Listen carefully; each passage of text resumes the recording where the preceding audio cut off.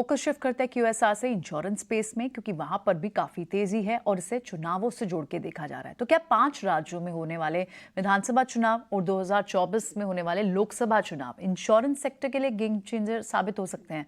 अनुमान के मुताबिक चुनावों से न सिर्फ इंश्योरेंस कंपनियों की आय बढ़ेगी, बल्कि इरडा के उस टारगेट को भी हासिल करने में मदद मिलेगी जिसमें उन्होंने 2047 तक सभी को इंश्योरेंस कवर में लाने का एक टारगेट रखा है। अनुराग हमें ये मैथमेटिक्स समझा रहे हैं।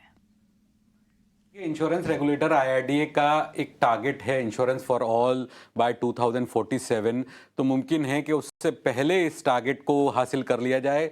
जिस तरह से हमने देखा है कि इन 5 राज्यों के अंदर ही हम बात करें तो सभी जो राजनीतिक दल हैं उन्होंने अपने मैनिफेस्टो में वादा किया है फ्री हेल्थ इंश्योरेंस का। सबसे पहले मैं अगर शुरुआत करूं राजस्थान की, अगर हम बात करें तो वहां पे जो कांग्रेस ने कहा है कि अभी जो मौजूदा 25 लाख रुपए का कवरेज देते हैं वो हर परिवार को, उसे बढ़ा के 50 लाख किया जाएगा।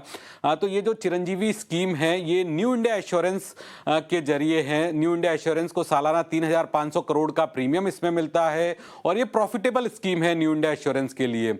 दूसरी तरफ हम देखें मध्य प्रदेश के अंदर भी वादा किया गया है 25 लाख रुपए के हेल्थ इंश्योरेंस का कांग्रेस के द्वारा। बीजेपी के द्वारा बताया गया है कि 2 करोड़ लोगों को 5 लाख रुपए का इलाज मुफ्त तक की गारंटी दी जाएगी आयुष्मान भारत के तहत। इसके अलावा अगर तेलंगाना में भी बात करें तो वहां पर भी जो राजनीतिक दल है तमाम उनके द्वारा प्रॉमिस किया गया है। छत्तीसगढ़ के अंदर दोनों जो राष्ट्रीय पार्टियां हैं उनके द्वारा 10-10 लाख रुपए का जो हेल्थ इंश्योरेंस कवरेज हर परिवार को देने के कहा गया है।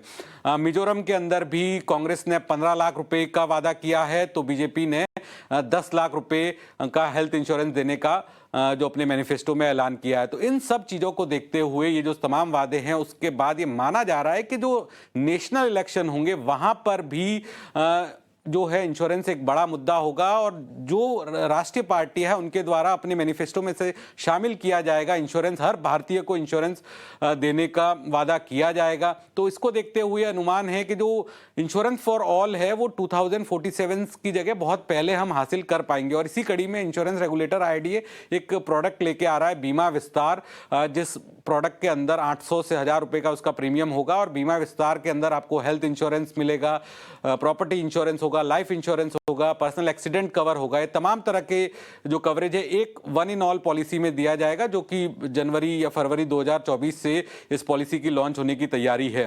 तो ये एक इंश्योरेंस सेक्टर के लिए बड़ा गेम चेंजर माना जा रहा है क्योंकि राज्य सरकार, केंद्र सरकार सभी का फोकस जो है इंश्योरेंस पे होगा। और इंश्योरेंस कराने के लिए अमूमन ये माना जाता है कि सरकारी कंपनियों के साथ अगर टाई अप कोशिश रहती है, क्योंकि हमने देखा राजस्थान का जो टाई अप है वो न्यू इंडिया इंश्योरेंस के साथ, महाराष्ट्र का टाई अप है यूनाइटेड इंडिया इंश्योरेंस के साथ, इसके अलावा तमिलनाडु का जो टाई अप है वो भी यूनाइटेड इंडिया इंश्योरेंस के साथ। तो सरकारी कंपनियों को एक थोड़ा सा एज मिलता है। चलिए, बिल्कुल शुक्रिया अनुराग ये सब हमें समझाने के लिए। तो इंश्योरेंस स्पेस के लिए यही रीजन भी है कि आप इतनी बड़ी तेजी भी देख रहे हैं। वक्त एक छोटे से ब्रेक का, जल्द वापस हाजिर होंगे और भी कुछ खबरें होंगी।